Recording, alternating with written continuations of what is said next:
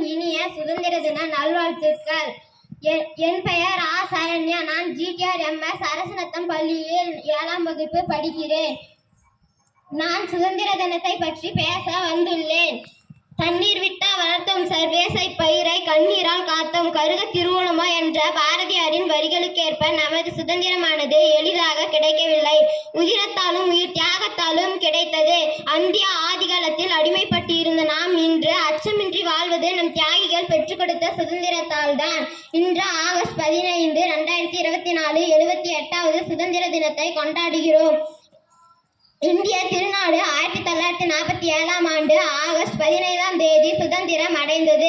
17ஆம் நூற்றாண்டில் இந்தியா 500க்கும் மேற்பட்ட சமஸ்தானங்களை கொண்டிருந்தது. அப்போதுதான் ஆங்கிலேயர்கள் 1615இல் கிழக்கிந்திய கம்பெனி என்ற பெயரில் வியாபாரம் செய்ய வந்தனர். அவர்கள் பிரித்தாளும் சுழற்சியை செயல்படுத்தி ஒவ்வொரு சமஸ்தானங்களையும் தன்வசமாக்கினர். சுதந்திர போராட்டத்தில் பாலா கங்காதர திலகர், மகாத்மா காந்தி, நேரு, சுபாஷ் சந்திர போஸ், பகத்சிங், ராணி லட்சுமிபாய் போன்ற பல தலைவர்களும், தென்னகத்தில் ராணி வேலு நாச்சியார், பாரதியார், வ.உ.சி போன்ற பல தலைவர்களும் இதில் முக்கியமான பங்காற்றி உள்ளார்கள்.